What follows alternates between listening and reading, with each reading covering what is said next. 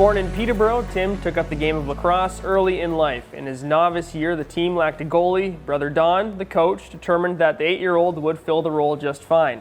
Tim turned this opportunity into a successful career. He won 4 Ontario Junior Lacrosse titles, 3 Minto Cup championships from 1972, 73, and 74 with the PCOs, 2 Mann Cup senior titles in 1978 with Peterborough and 1982 with Brampton, a World Field Lacrosse Championship in 1978, a 1975 National Lacrosse League title, and a 1982 World Championship bronze medal. He was the MVP of the 1974 Minto Cup, the Mike Kelly Award for MVP in the 1978 Mann Cup, Rookie of the Year for the NLL Long Island Mohawks in 1975. He won the Charlie Kearns Memorial Award for Peterborough Senior Male Athlete in 1978. After retirement, Tim continued his involvement in the game and was a staff member with the Canadian team at the 1988 and 2002 World Under-19 Lacrosse Championships. He remains active in minor lacrosse in Peterborough as both a coach and manager. His long-standing sponsorship and leadership as president of the Junior A Lakers has ensured the ongoing success of the junior lacrosse program in Peterborough. Tim's commitment and contribution to the game of lacrosse was recognized in 1998 with his induction to the Ontario Lacrosse Hall of Fame, and in 2004 he received the distinction of being one of only 3 Peterborough goalies to be inducted into the Canadian Lacrosse Hall of Fame. Tim Barrie, before I talk to you, people said he's done everything, and this backs that up, but you're very modest about it. So when you hear those all read back to you, I ask this to everybody, what do you immediately think of? What does it make you feel? Yeah, it makes you feel like, geez, I didn't really do all that. It goes so quick when you're playing, and then when you look back on it, it seems kind of surreal. And you're a fixture here for pretty much all lacrosse, and you're very heavily involved, obviously, with the Junior Lakers. Actually, right before I came over here, my boss said to me, "We're going to go talk to Tim. He'd probably be a good commissioner for the major series lacrosse." But yeah. I think you're pretty busy with the Junior Lakers. Just why are you so passionate about them? Oh, geez, growing up playing lacrosse, I never paid a cent for to play lacrosse, and even in minor, in the house league was free, and going up in junior, we didn't pay a cent, and then a lot of what I got in life. I met Pat Baker at a Hall of Fame dinner when Don, actually, my brother, got inducted, and the two of us started chatting, and that led to me moving back to Peterborough and getting into business in Peterborough. So basically everything, playing pro lacrosse in the States paid my way through university. So everything I have, I got through the game of lacrosse. So it behooves you to give back in some way, and juniors are just kind of those kids are so darn naive, they really don't know what they have, the opportunity they have. So it's kind of neat working with those kids and just seeing how they develop. They only have 5 years to play junior lacrosse.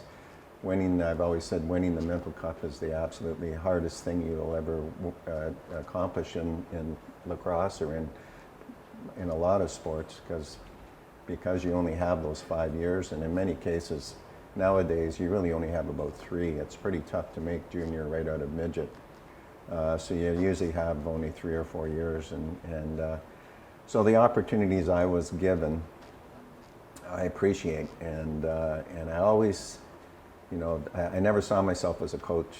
I don't look at the game that way. I don't think like Don does. I don't think like, I stand up watching the senior games. I stand next to Paul Day up there, and he starts chatting to me, and it's another world, like what those coaches, the way they watch the game. I'm the manager and type of guy, so I like working behind the scenes and trying to do as much as I can for the game. Well, and it's good to hear. It's a common theme as well in the Peterborough sports scene, where people just want to give back, and a lot of people in the Hall of Fame. But you were a goalie, so you didn't really have to worry about the game in an analytical way. You just had to stop the ball from crossing the line. Yeah. And goaltending has certainly changed since you were playing. Obviously, the equipment. I don't know how mobile you were or what your style was, but it's got to be different versus what we're seeing in lacrosse Yeah, now. totally different. Yeah. I was, in the 70s, goalies were expected to be very mobile. By the time I hit the pro league in '75, Morley Kells expected the goalie to go over center. Once the ball crossed center, it couldn't come back in those days, as it is today. But the goalie would go over and be the fifth man, and so you would play 5-on-5 in their end, and so you had to be pretty adept at throwing the ball around.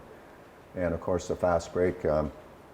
Every offense started with a fast break, and if you couldn't hit a guy on a fast break, didn't matter how well you stopped the ball. If you couldn't generate an offense, you didn't get to play. It was more quarterbacking. Very much so, yeah, yeah. And you were expected to actually organize the defense. You're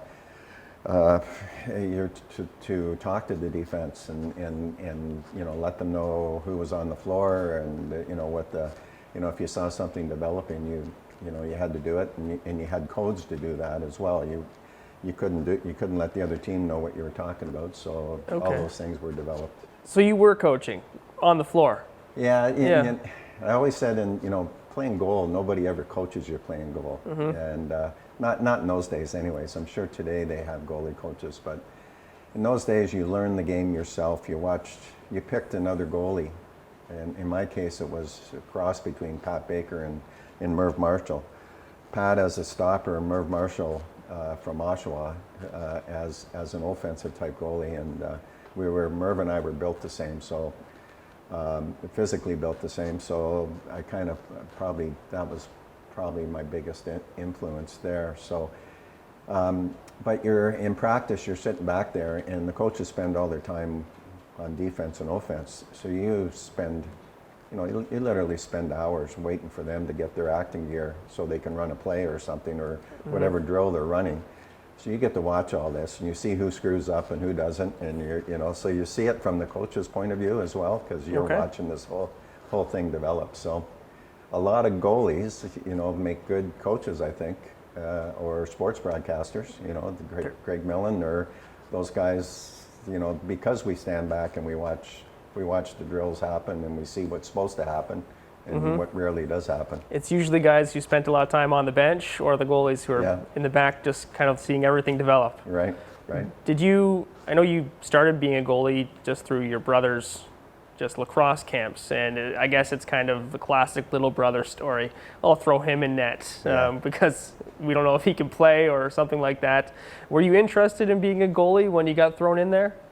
I was interested in playing as much as I could. So in those days, so Don was our dad died when I was like 6, so Don's 15 years older, 14 and a half years older than me, so a lot of people think he's my dad because he treated me like a son, and he's responsible for everything I did in sports. He took me to everything, all my hockey and lacrosse, so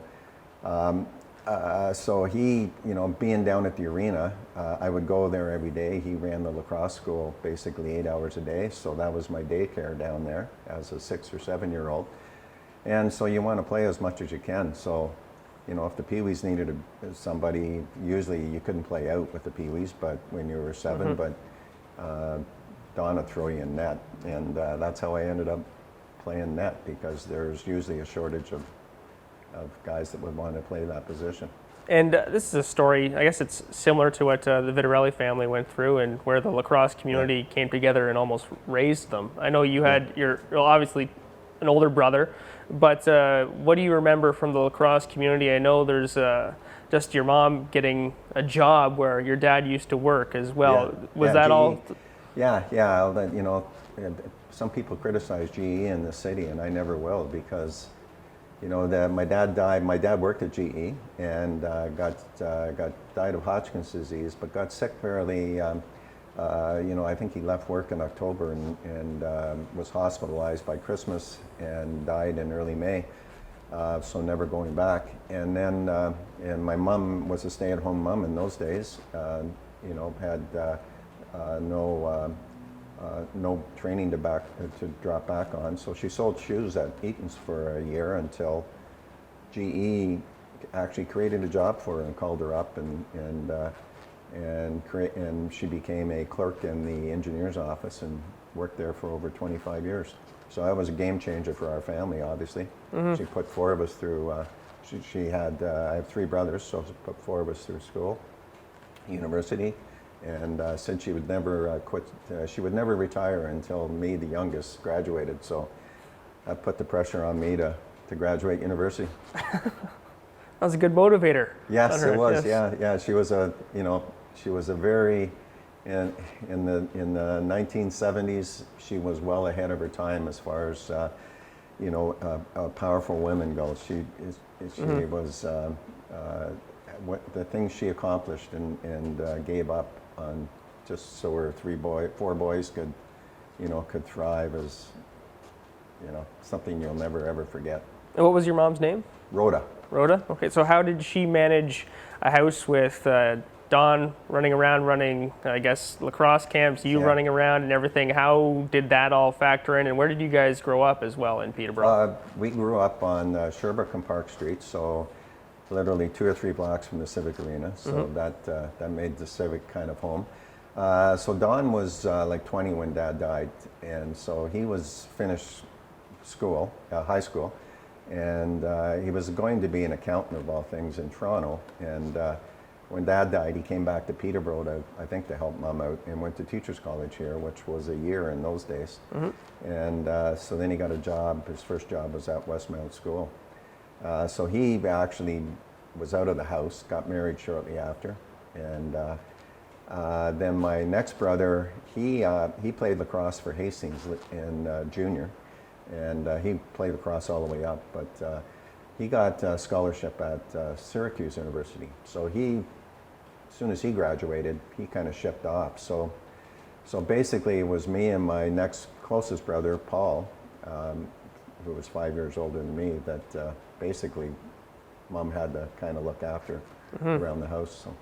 Okay, so you guys, what's it like being the little brother? I'm an oldest sibling, so I don't, I never got to be bullied by, I guess, older siblings. But on the lacrosse floor or wherever you're at the Civic Arena, were you getting beat up on a lot by the older guys? We weren't the Evans family that beat up on Kevin all the time. So no, they were pretty good to me.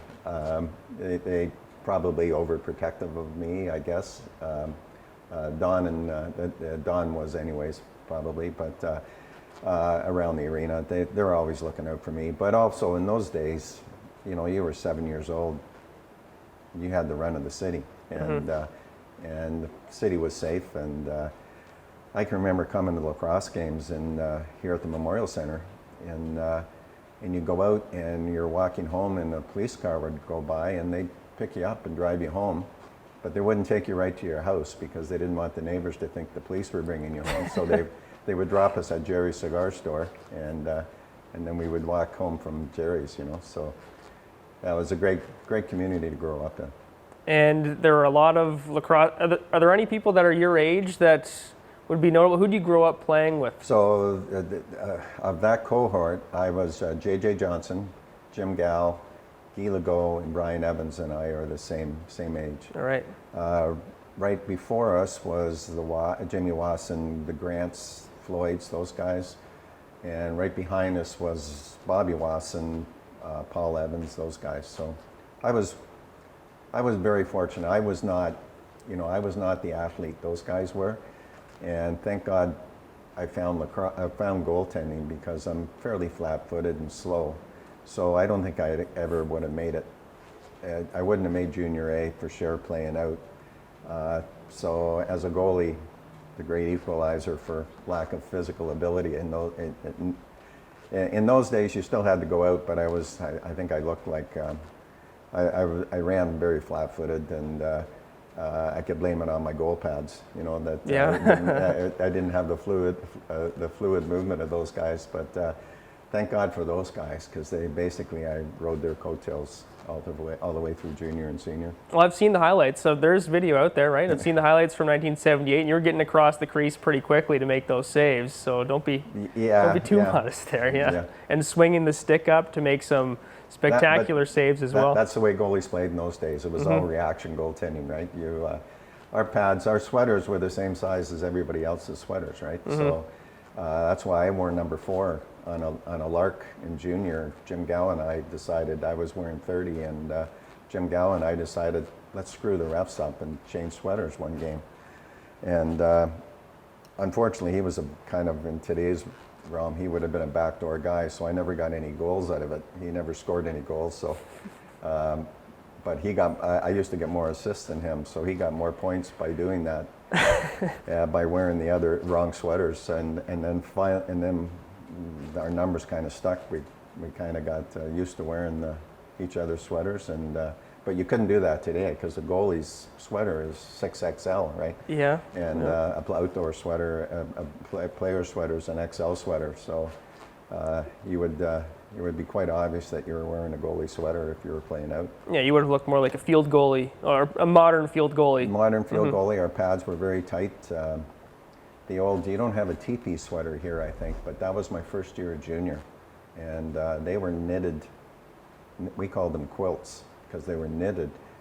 And like, it took 2 people to pull a sweater over a goalie's pads. Like, you had to basically put them on like a nylon stocking, pull them over. Very aerodynamic goalies. Yeah, you were very, yeah. So you talked about Minto Cups being the hardest thing to accomplish. You did that. What was so hard about it? And also doing it in a perfect season as well. But you've seen it from different sides of the coin, whether it's management or playing. And why is winning a Minto Cup harder than winning a Man Cup, or why is it the hardest thing you'll do in lacrosse? Just getting that cohort of kids together for, to peak in 1 or 2 years.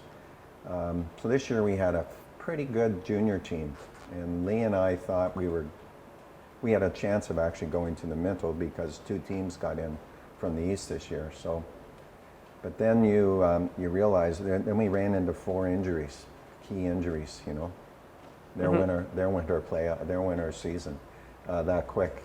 So that's how difficult it is to put together a team for junior. And then 3 of those kids have now gone over age. So now we got to go looking for a really good left-hand shot for forward. You just and in Peterborough we have the philosophy of, let's develop within and let's do it through a draft program. All the other teams, like Whitby this year has I think 12 overage kids. All the teams that made it to the Minto this year are going with last year kids. So that's one way to do it. That's not our philosophy here in Peterborough. We like to build up the team and win with predominantly local kids and supplement them with out-of-towners. Well, you mentioned the names that you grew up with, and how rare do you think it is to see a grouping like that? I know you had. I don't think it'll ever happen again. Yeah. If you read Ed Arnold's book here, just how it all came together, we were basically together, other than for 2 or 3 players. We were together since novice, and creating that both the camaraderie, both on the floor and off the floor, that playing together for 10 or 12 years does for you, and the confidence you get playing with each other, and the stuff JJ and I killing penalties. If I would get caught with the ball in the end, JJ always knew instinctively to go into one of the corners. He was a left-hand shot. He'd go into the right corner of the rink, and I would just lob it into the corner, to get it over center. And the guy was so good at it with his stick skills. He'd have 2 guys on him, but he would come out with the ball, But so you get to know all those things just growing up with those guys. There's a story in that book about Paul Evans coming back on a 2-on-1. And we had all these, as I mentioned before, all the codes you kind of had, and hand signals and stuff you would say to guys to help on defense. Well, if it was a 2-on-1 coming, you'd quickly look and see, is there 2 lefts or 2 rights, or is somebody on the wrong side of the floor coming at you? And so you'd pick the guy you'd want to shoot. And So I would point to the guy I would want to shoot, right? And so the defensive guy would take the other guy, force the pass over to that guy, and let him shoot, right? Well, out west in that Mental Cup of '74 that Ed wrote about, they're coming down, and so Paul Evans is the back checker, and there is a guy on the wrong side of the floor, so I point to the guy to shoot, and only, as I say, only an Evans would know why, but Paul stops. And he stops outside the dotted line and lets the two of them come in on me. And I make the save, and then I pass the ball to Paul, and Paul throws it up, and I think we scored on that. But the press after the game says you were pretty cocky waving off your checker. And like, that wasn't it at all. It was if you had to know an Evans to know that's just something that Paul or Brian or those guys would do to you. It would just be a joke to them, right? Let's let the two of them come in on you, and so it's those types of things that, you know, back to your question, is the camaraderie and just stuff and the confidence in each other to know. Paul had the confidence I was going to stop it and stand up there and wait for the pass and then have a laugh about it later. Just an unspoken connection amongst the team, right? Yeah, absolutely, yeah.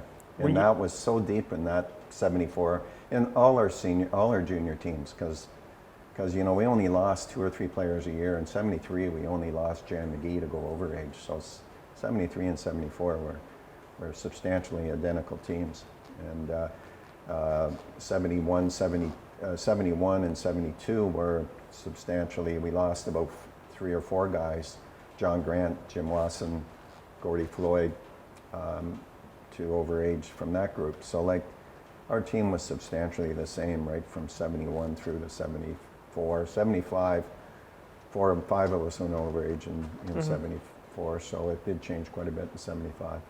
Were you guys winning championships as 10-year-olds and 12-year-olds? Me, no. Bobby Wasson, the year younger than me. I think the cohort 2 years before me, Jimmy Wasson, John Grant, I think they won 1 or 2. Our group, for some reason, we never won. We made it to the finals a couple times, but never won a minor. And then, of course, the Bobby Wasson, Paul Evans group. Paul Evans won every year. So he's 3 years younger than me. So he was in a cohort almost two below me, and yeah, he won every year he played. Now, why did it mesh and become what it needed to be at the junior level? I know you talk about the years of chemistry, but what was different versus growing up? I know the chemistry had to be there then, but then having, you know, in that '74 team, but you know, Paul Evans, J.J. Johnson, Bobby Wasson were probably the 3 key players, if there were key players, and they all knew how to win. You know, they were just used to winning, and that kind of, I'm sure, rubbed off on us. Do you pass on this philosophy to current junior players? Is it something that needs to get explained to them, or is it just going to go in one? Yeah, it's going to go over their head, I believe. Yeah. You get you start talking about your old the old hijinks you played on the buses and stuff like that, and you get the feeling the kids aren't really interested in it. So it's more, we tell the same stories over and over again to each other, between Lee and I, and you know, some of the other older guys that hang around the team. It's perfect that you mentioned the bus, because those were some of the things that I was told to ask you about. So we've talked to Ted Higgins, obviously, and enough lacrosse guys to hear stories of the senior bus breaking down, and you were usually the one, everybody's saying you're the one who was fixing the bus. You're not a trained mechanic? Well, so the Civic Arena was my child care till about for about half the time, and the other half the day I would spend at my uncle's grad station on Charlotte Street. So my cousin who was 10 years older than me, he took me everywhere. They had a tow truck. You know, I just loved going in the tow truck with them when I was a little kid and stuff. So I grew up around the grad station as well. So that was my 2 kind of home bases. So I got to be, and I think I'm mechanically inclined. So I got to be fairly proficient working around cars. So, and I always, I carry a pair of little pliers with me. I call them Mickey Mouse pliers. And I still have them to this day, and in my pocket here. And so they always come in handy working on the bus. And so Teddy's philosophy was always, let's take the cheapest way, most efficient way to travel, right? And yet we didn't want to do it by car. So he would buy these old buses. And these buses he would put together with 2 or 3 buses, put one bus together. So the first one we had was an old school bus. We painted it red, white, and black, which were our colors in those days, by hand. And we put Easy Rider was the big movie of the day. Okay. And so we called it Easy Rider. And that bus had a propensity to blow tires. And usually the right rear tire, for whatever reason. There was duals on the back. And in those days, the 401 still had a railway track going across it at Bowmanville. I think going to the cement factory there. And pretty much every third time we'd go over that track, we'd blow a tire. And so we got to the point where, the banter on the bus would just go deadly quiet as we came up to that track, and we'd all kind of hold our breath, and boom, it would go and off to the side of the road. And then we got so, we'd throw the ball around on the 401, right? Somebody would go in the median and we'd throw the ball over top of cars, and so all those kind of stuff you would do. And the OPP were always really good to us. They'd stop, give us a hand, and we'd wait for the tire. We'd carry an extra wheel, but you just don't change a tire yourself. So tires I couldn't do, but any electrical or mechanical breakdowns, I could. I was the guy that would fix the bus and get us going again. Is it true that you were hanging under a moving bus? Yeah, fairly true. It was so in Brampton, at the old Brampton Arenas, not unlike the Memorial Centre here, there's a horse race track right next door. So we get there, we play the game, we go to leave, and the bus won't come out of reverse, stuck in reverse. And it was a coach. It was our second Easy Rider, and it was about a 1955 coach. So the engine was in the back, had this great big long shifting rod for the transmission that traveled the whole length of the bus, and it had enough play in it that Teddy couldn't get it to go into reverse.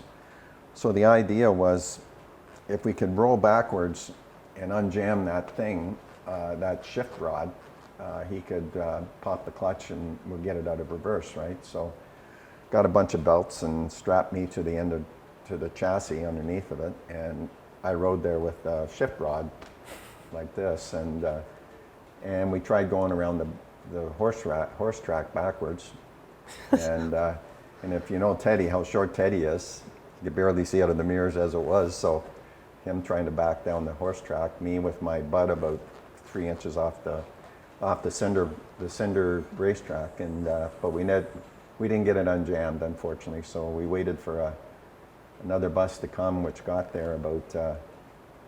We went to a restaurant. Paul Evans got us kicked out of the restaurant, so we ended up spending a couple hours on the street. And the bus finally came, and I know we got back to Peterborough at 6:30 in the morning, because I had to go to work at 7, so I went straight to work, and that was on. But the one we did have success on, this was in senior.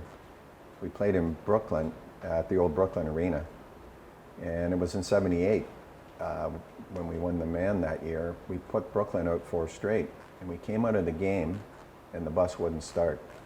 And we look over at the baseball field, and here's a bunch of guys having a beer, just chuckling at us, right? So we know, oh, geez, they've done something to the bus. So I popped the hood, and sure enough, there's no spark plug wires. They've ripped the distributor right off the bus. So Teddy says, we can't let them win this one. So we look around, and we find all but one spark plug wire that they just kind of tossed into the field. So now, what order? You're trying to get you don't know where the engine is as far as firing order goes. So start guessing at it. Well, finally, I got 7 cylinders to run, But some wires were backwards because it was popping and backfiring. And Teddy says, we're leaving here. So we take off out of the Brooklyn Arena, backfiring like crazy, and these guys laughing at us, but we weren't going to let them beat us.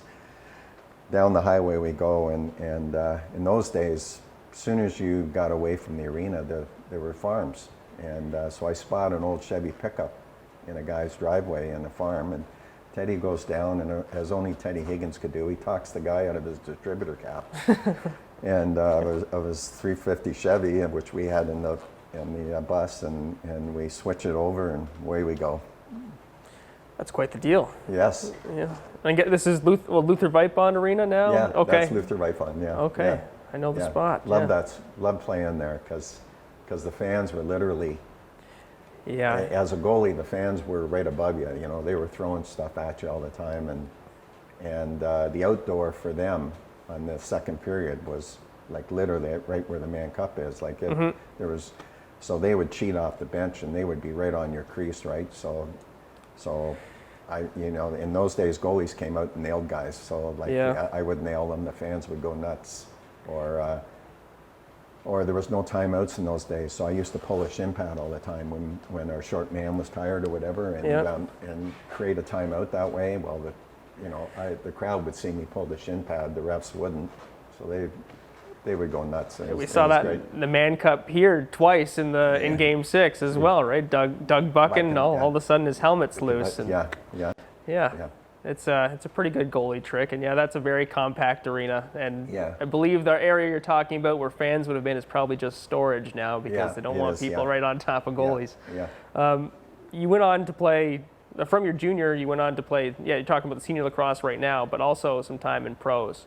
You talked about how you funded your schooling through pro lacrosse, which is a backwards combination of how it would work these days, where you'd have to go and play lacrosse to I guess it's kind of the same thing, but it's not pro lacrosse. But just tell me about that experience in the NLL, which was a different entity than it is now, obviously.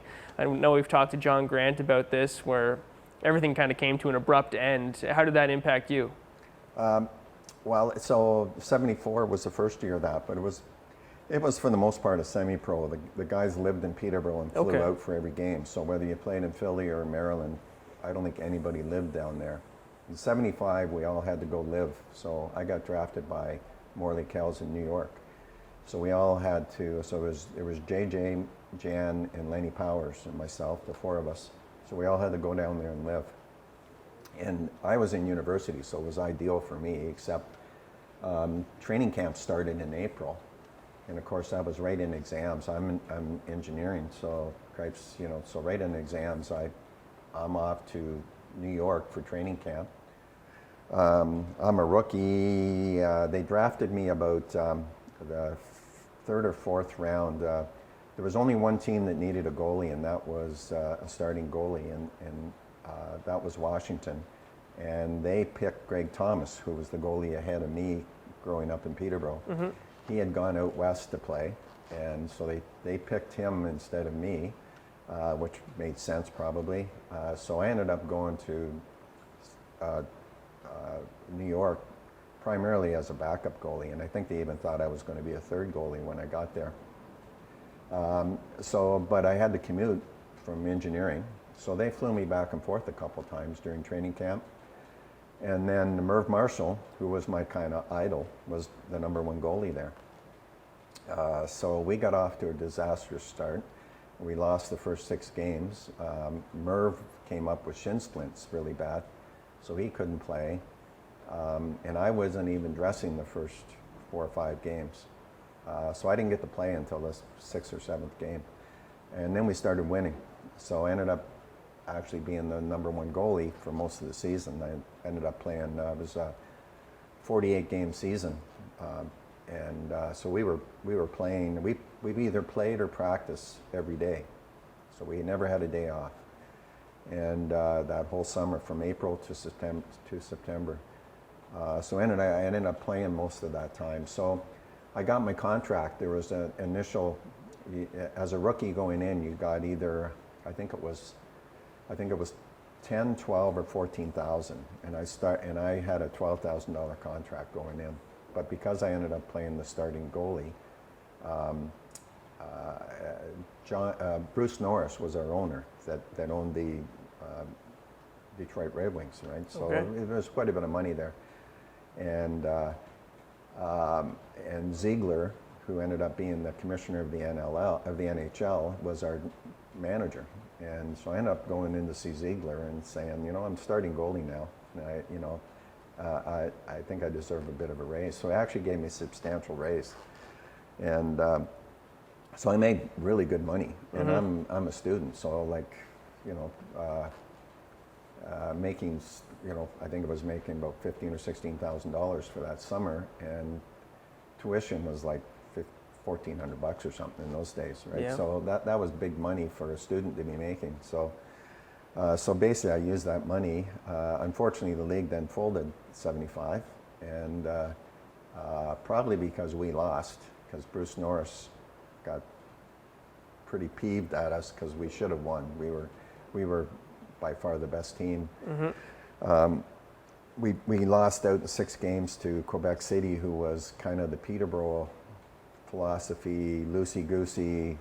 We were this, Morley Kells had us as this highly regimented team. We had to play for everything, and we should have, we finished in first place, way ahead of everybody else.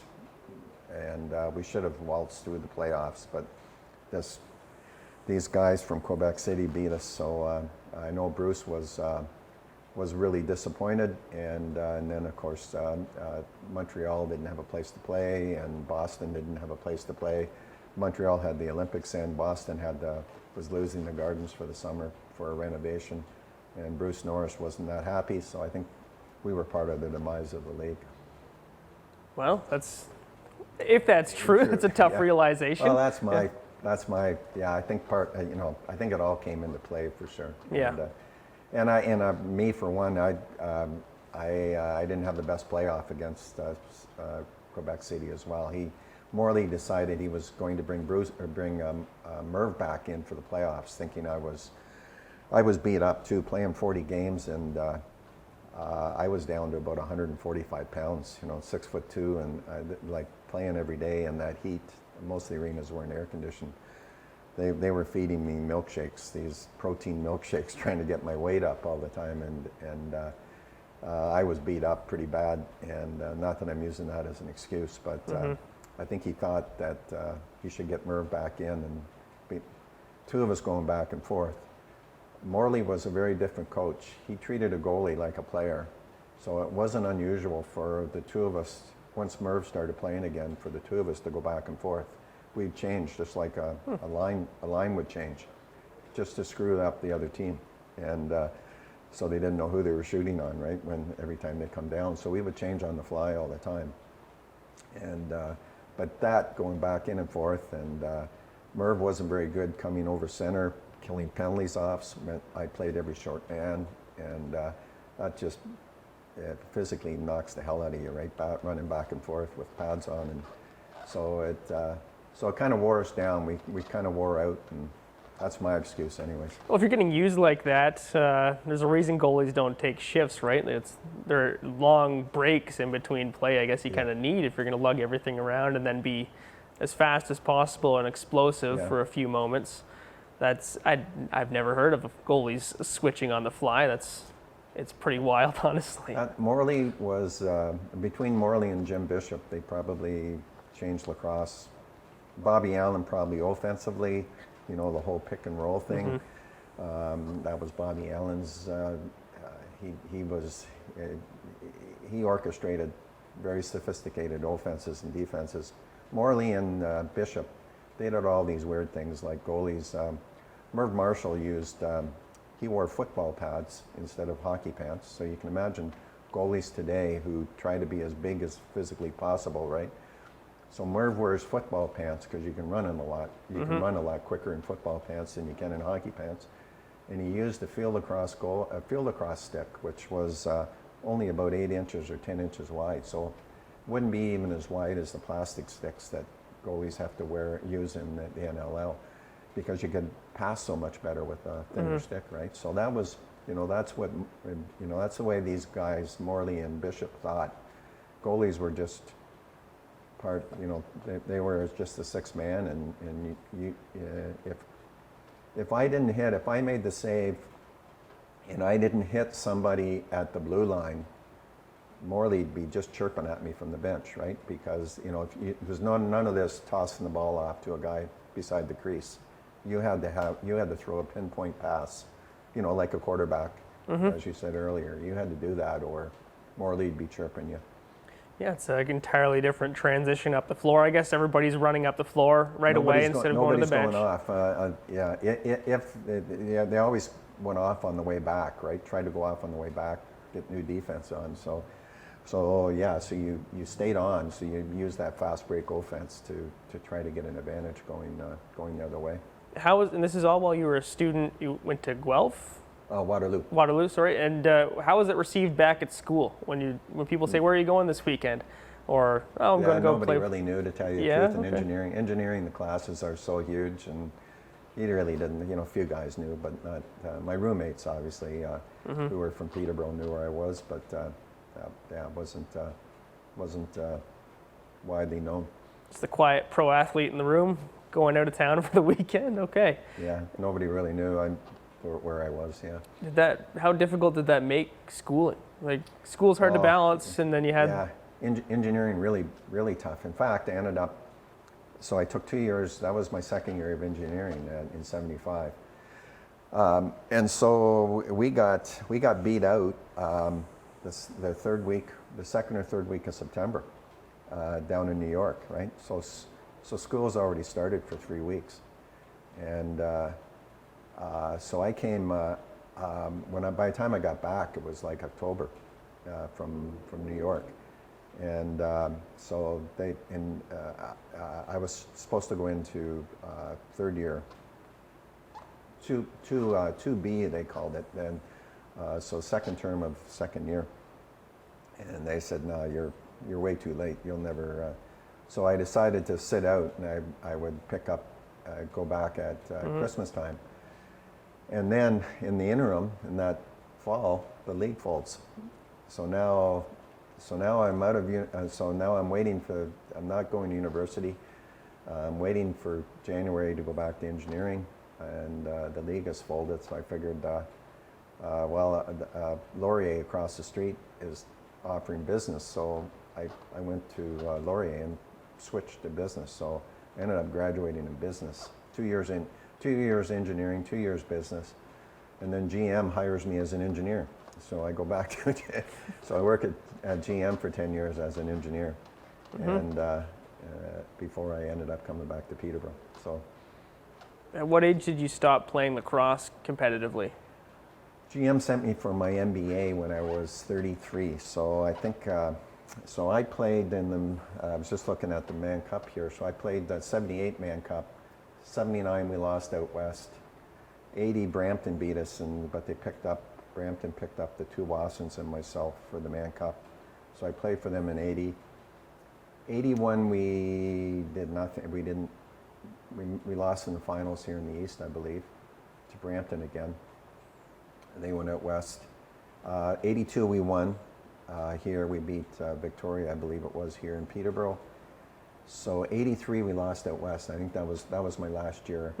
And then 83 I started my MBA part-time. So I was had to take 2 courses every term part-time. So I figured maybe time to retire from. And Sean Quinlan, the next goalie behind me, had just come into junior. So I figured they were in good hands. They had a starting goalie, so time for me to go. How long after that did you get back in a management capacity?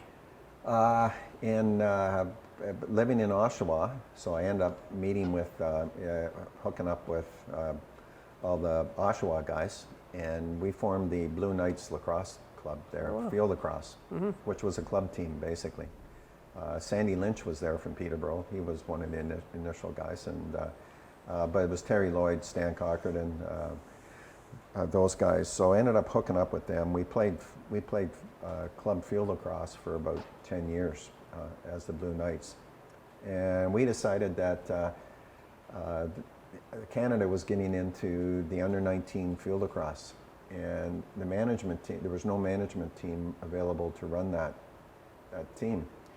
So we started a bingo, and we did Midnight Madness as the Blue Knights at the Oshawa, in the bottom, underneath the Oshawa Center. Okay. There was a basement bingo parlor there that was only about, had about 9-foot ceilings, and the smoke hung about, about 3 feet off the ground, because you could smoke in a bingo parlor in those days. So we ran Midnight Madness there every Friday night for about 6 or 7 years, and we used that money. We made huge money. All the women liked us, young guys. Were you in the bingo hall every Friday night for 7 years? Every Friday night for, oh my goodness. Yeah, the Blue Knights, we ran it. And so we used that, and we took these kids to the first U19 in Australia. Mm-hmm. And so we took it down there. We ended up getting beat by the Americans in Australia. So that management team, which was Terry Lloyd, myself, Stan, Paul McDonald, the four of us, we played for the club team, but also ran the national teams, the U19 national. So we ran the national for about 12 years, 16 years actually. So that got me back into management. And so I did that. My last one was 2008, and Mark Matthews was on my last team. We played out. We played out in Burnaby, BC, in the Worlds, and he was one of the lead attackmen on that team. Now playing for the senior Lakers. And at that point, the CLA took it back over from us, and so I got out of that. But around the year 2000, ran into Lee somewhere along the line. Bill Ogilvie was the president. He wanted out, and so I started, I think it was 2001, I took over. And this was after you'd moved back to Peterborough from Durham region? Yeah, okay. Yeah. So I was still doing this. I was still hanging out with those Oshawa guys after I moved back. I moved back to Peterborough in 89, 90.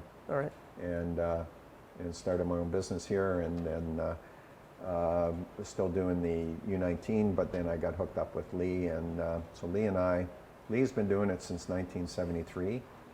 So I was a player in 73. Lee was my general manager, and so I hooked up with Lee in 71, I guess. So Lee and I have been running the juniors ever since. What's that chemistry like? Lee and I are great. We're frickin' frack. Lee doesn't like the paperwork. He doesn't like speaking in front of people.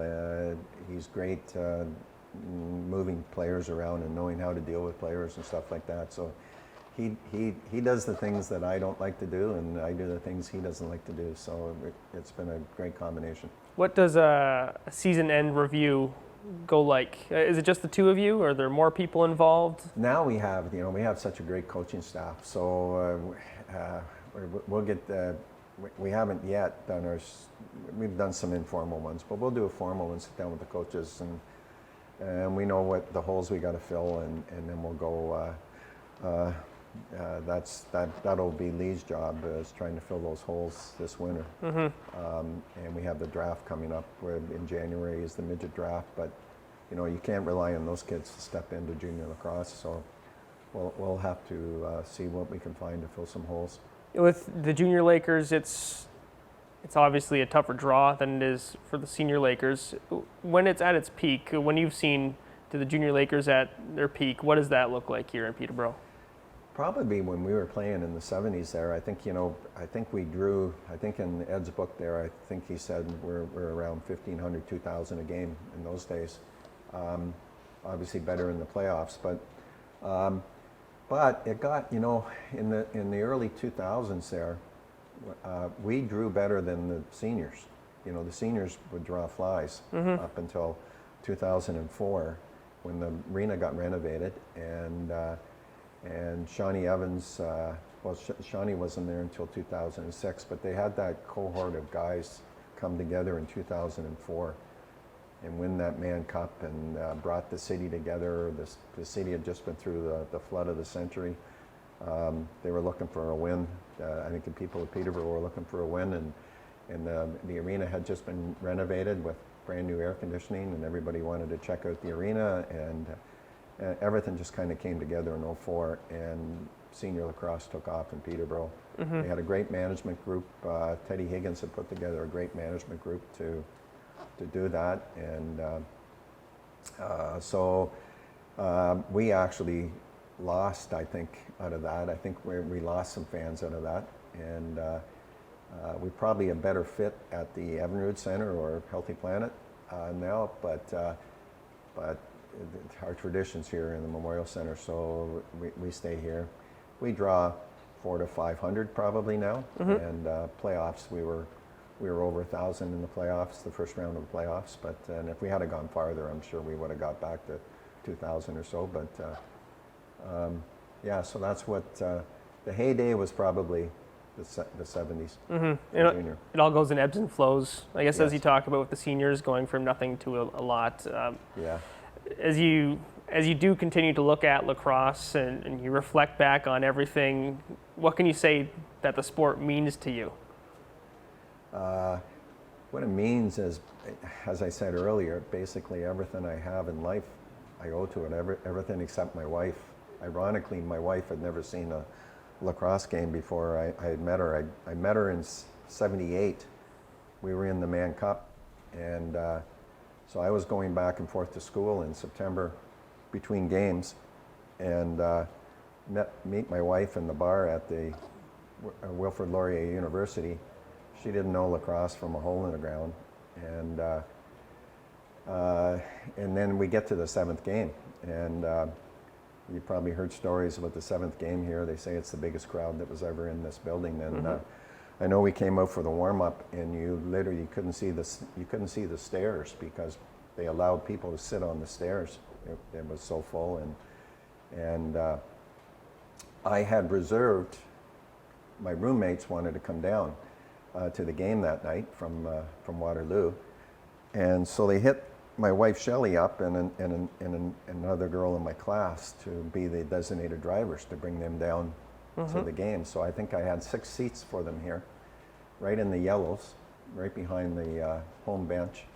And my wife, she had no interest in driving these guys down to a lacrosse game that she knew nothing about.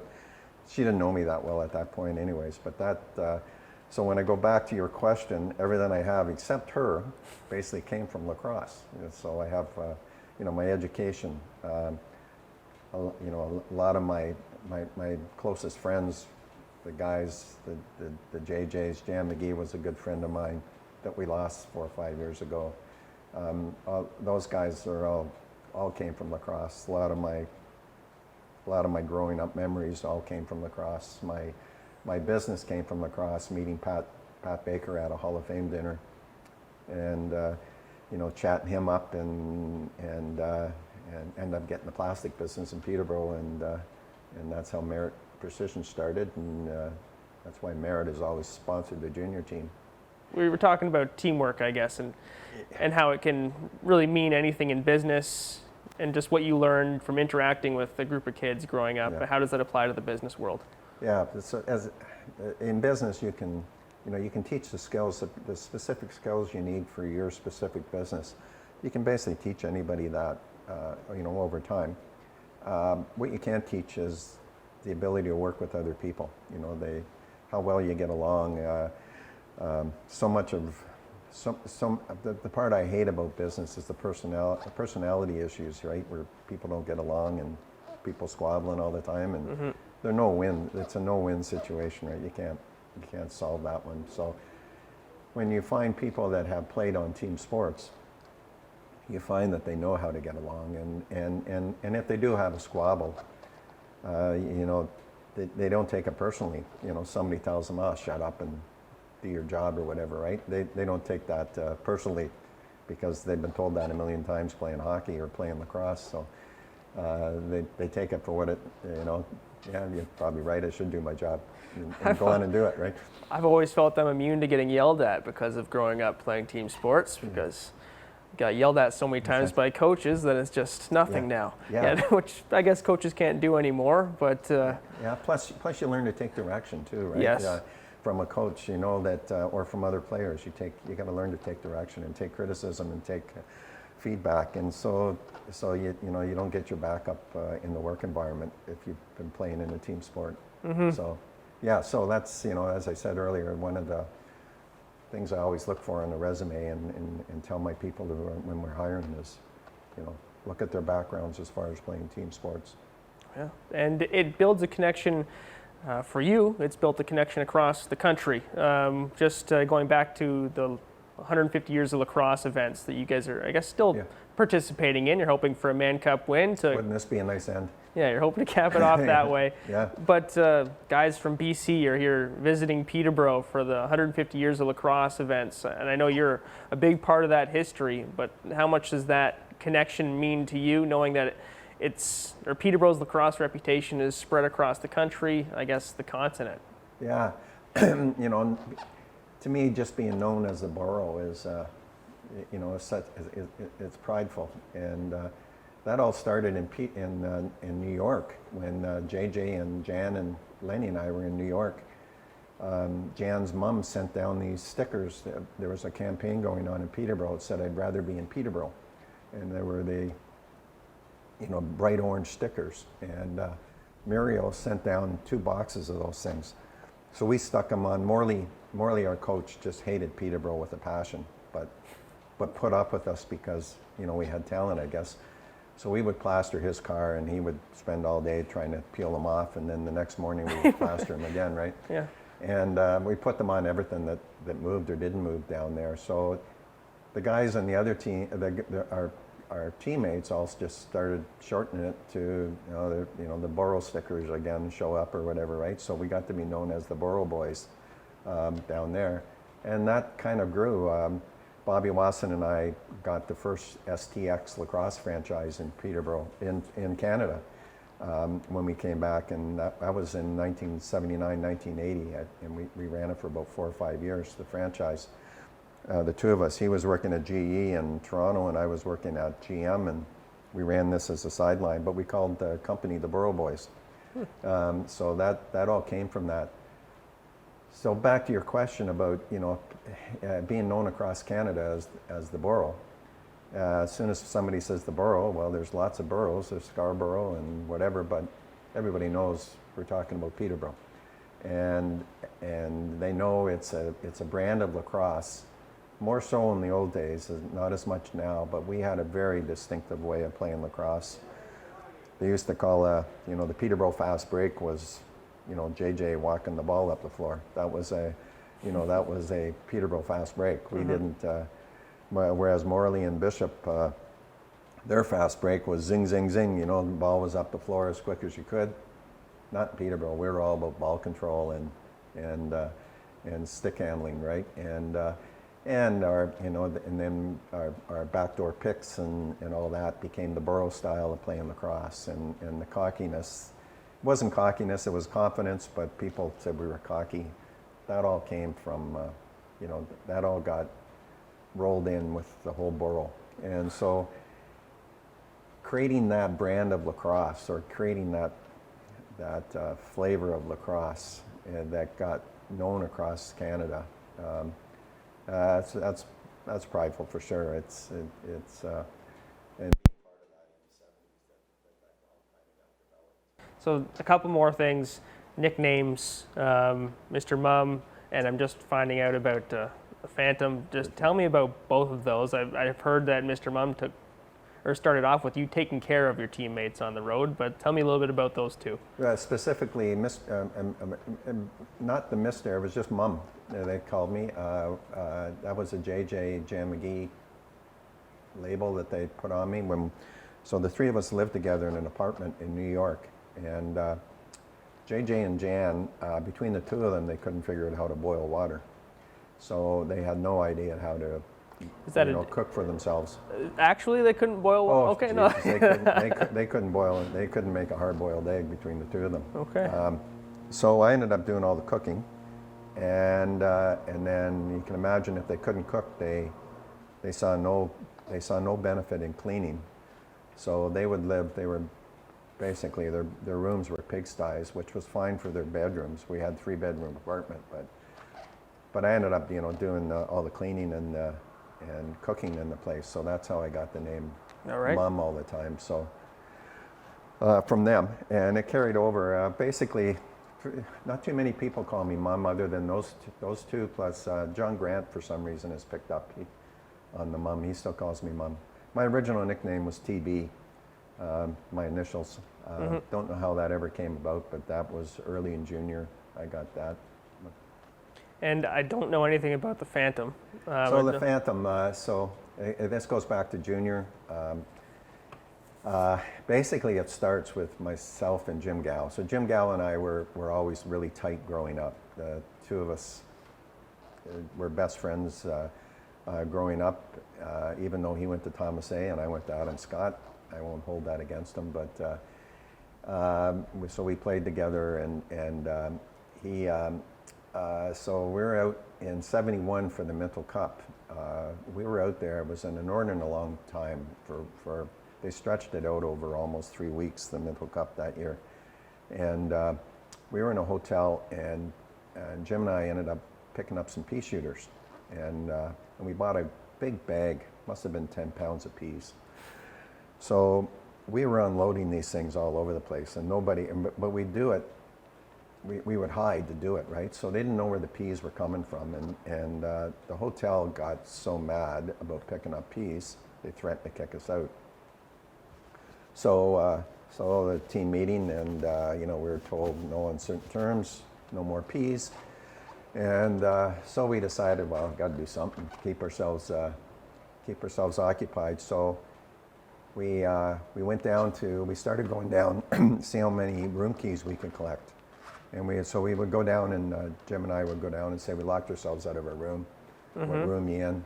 We would pick a room and get the second set of keys, right? So we ended up almost with a full set of keys for the whole team. So we would sneak in and we would trash the room, but our modus operandi was never to come clean, right? So who did it? Well, nobody would take credit. So we made up this. Well, it must have been the Phantom, right? So when nobody knew who the Phantom was, and we were true to ourselves. We didn't tell anybody it was the two of us. So other people then started doing it. They thought this was a great idea, trash somebody else's rooms, right? So we went we went so far as even to trash our own room, so that they would think it wasn't us, right? And so this went on. So that was their first year of junior in '71. So it became a thing all through junior that everybody thought they were the Phantom, and nobody was the Phantom. Everybody would pull hijinks on people, whether it be on the bus, on a road trip, tying people's shoelaces together or putting shaving cream on them while they're sleeping, stuff like that. The Phantom always did it. Nobody ever would take credit for it. Jan McGee got caught quite a few times, so I think he's probably known more as the Phantom, but it was purely because he got caught doing it, as opposed to getting away with it. It sounds like pure chaos. It was pure chaos. It was a lot of fun. One story went down where we were out west for a 70. It was in the 80s for a Man Cup. We pull into Victoria and we go to the hotel, and we have floor time right away. So we just drop ourselves off at the hotel. Jim Gow stays behind, and he hits, we think Bobby Watson's there with his wife. And Jim sneaks into Bobby Watson's room, trashes his room. He comes, I'm already on the floor dressed for practice. The practice has already started when Jim Gow comes on. He comes down to the crease and says to me, and he says, I got Bob, we called Bob Watson Regan, and he said, I got Regan's room pretty good.